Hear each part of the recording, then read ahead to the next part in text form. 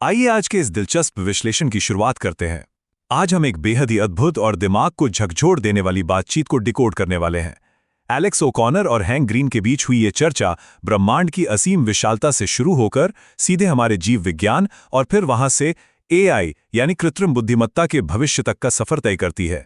तो चलिए इन सभी कड़ियों को जोड़कर देखते हैं कि अलग अलग पैमानों पर हमारी वास्तविकता आखिर कैसी नजर आती है। इस पूरी चर्चा का जो सबसे बड़ा रहस्य है वो यहीं से शुरू होता है। ज्ञात ब्रह्मांड में जीवन सबसे दिलचस्प चीज है। जरा सोचिए, जब भी हम आसमान में तारों या आकाशगंगाओं को देखते हैं तो हम खुद को कितना छोटा महसूस करते हैं, है ना? ऐसा लगता है जैसे ब्रह्मांड के सामने हमारी कोई अहमियत ही नहीं है। लेकिन अगर ब्रह्मांड इतना विशाल और अकल्पनीय है तो उसमें जीवन का होना इतनी बड़ी और उल्लेखनीय घटना क्यों लगता है? ये विचार वाकई हमें हमारी अहमियत का एहसास कराता है। तो चलिए अपने पहले अध्याय की ओर बढ़ते हैं, ब्रह्मांडीय पैमाना, जिसमें हम ब्रह्मांड और पृथ्वी की बात करेंगे। अब ये सवाल बहुत ही सीधा है, लेकिन इसके मायने बहुत गहरे हैं। हर कोई आखिर है कहाँ? इसे फर्मी पैराडॉक्स कहा जाता है।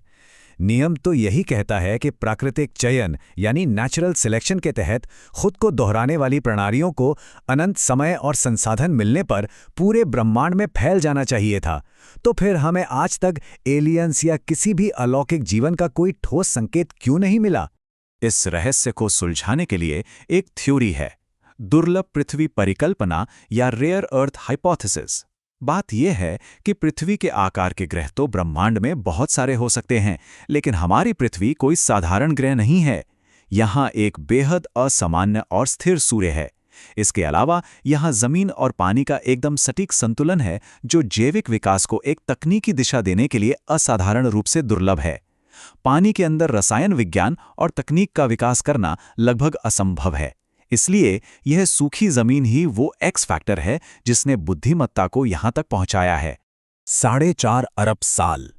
हम अक्सर इतने बड़े नंबर को बहुत आसानी से बोल देते हैं, लेकिन इसे थोड़ा महसूस करके देखिए।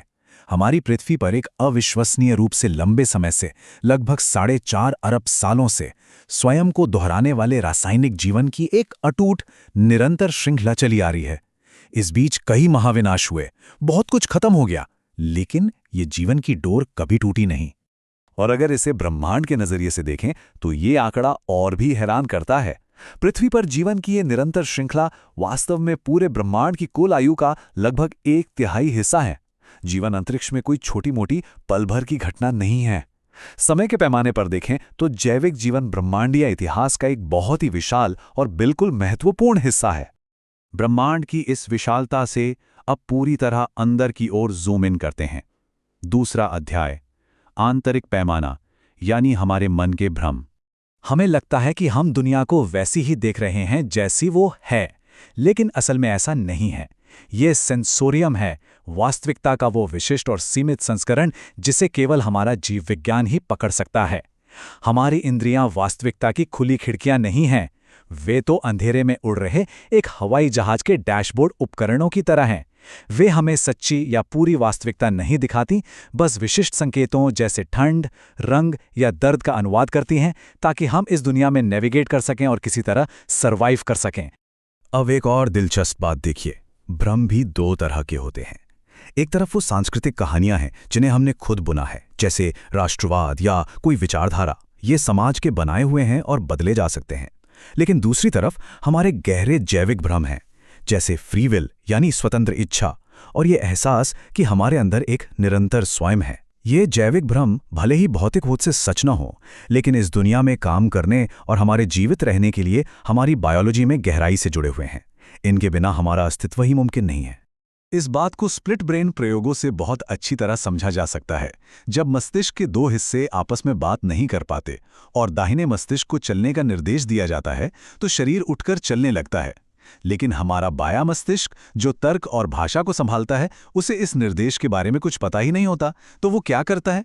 वो तुरंत एक मनगढ़ंत लेकिन बिल्कुल सच्ची लगने वाली कहानी गढ़ लेता है, जैसे मुझे पानी चाहिए था। यह साफ दिखाता है कि हमारा जो सचेत मन है वो कितनी आसानी से भ्रम पैदा कर सकता है और फिर उसे सच मान लेता है।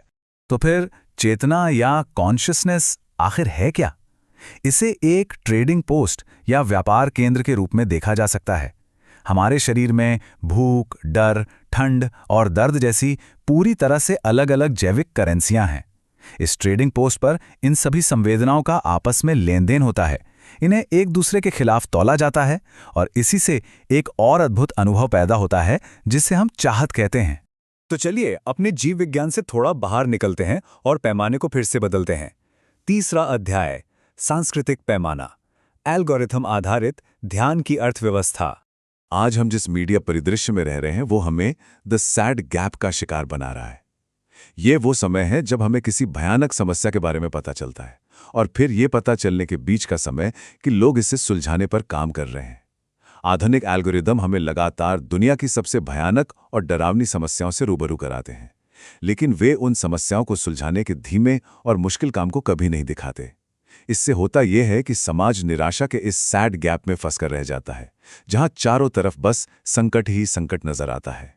सच कहा जाए तो आजकल हमारी सूचना प्रणाली बिल्कुल हमारे खाद्य उद्योग की तरह काम कर रही है। जिस तरह से फूड कंपनियों ने हमारे पेट भरने की प्राकृतिक सीमा को चकमा देने के लिए जंक फूड को इंजीनियर किया, ठीक वैसे ही सोशल मीडिया एल्गोरिथम भी काम कर रहे हैं। वे इस अत्यधिक प्रतिस्पर्धी डिजिटल दुनिया में जानकारी को अति स्वादिष्ट या हाइपर पैलेटेबल बना रहे हैं। वे हमारे ध्यान को हैक करने के लिए डर और गुस्से को बढ़ावा देते हैं। यह सचमुच हमारे दिमाग के लिए एक जंक फूड डाइट है। और अब अपनी इस चर्चा के आखिरी पड़ाव पर चलते हैं। चौथा अध्याय, कृत्रिम पैमाना, चेतना का भविष्य। चेतना को समझने के लिए द चाइना ब्रेन नाम का एक बहुत ही क्लासिक थॉट एक्सपेरिमेंट है। ये सवाल उठाता है कि क्या चेतना सिर्फ सूचनाओं के सही तरीके से आदान प्रदान का नाम है। मान लीजिए अगर चीन की पूरी आबादी मस्तिष्क के न्यूरॉन्स की तरह काम करे और अरबों लोग एक दूसरे को नोट्स पास करें, तो क्या उस पूरे सिस्टम का कोई एक एकीकृत सचेत अनुभव होगा? क्या वो पूरा सिस्टम कॉन्शियस हो जाएगा, या फिर हमारी जैविक कोशिकाओं में कुछ ऐसा खास और जादुई है जिसकी किसी भी तरह से नकल नहीं की जा सकती? एआई का भविष्य जिस तरफ जा रहा है वो और भी ज्यादा हैरान करने वाला है। हाल ही में ह्यूमनॉइड रोबोट्स पर वॉल स्ट्रीट जर्नल की एक रिपोर्ट आई थी जो बताती है कि अब हम केवल मशीनों के लिए सख्त कोड और नियम नहीं लिख रहे हैं, प्रोग्रामिंग का दौर पीछे छूट रहा है। अब हम एक ऐसे युग में हैं जहां हम एआई की परवरिश कर रहे हैं, बिल्कुल एक बच्चे की तरह। हम इन स्वायत्त प्रणालियों का बस मार्गदर्शन कर रहे हैं और वो अपने पर्यावरण से सीखकर खुद को विकसित कर रही हैं। और यहीं से इस पूरे विश्लेषण का सबसे बड़ा और गंभीर सवाल पैदा होता है। अगर हम मशीनों को प्रोग्राम करने के बजाय खुद से सीखने वाली प्रणालियों की परवरिश कर रहे हैं, तो क्या ये कृत्रिम दिमाग कभी उस सीमा को पार कर जाएंगे जहां वे सच में सचेत हो जाएं? क्या कोई कंप्यूटर कभी दुख या पीड़ा महसूस करेगा? और अगर ऐसा होता है तो उन्हें बनाने वाले के रूप में हमारी क्या जिम्मेदारियां होंगी? यह एक ऐसा सवाल है जो वास्तविकता को देखने के हमारे पूरे नजरिए को ही बदल कर रख देगा।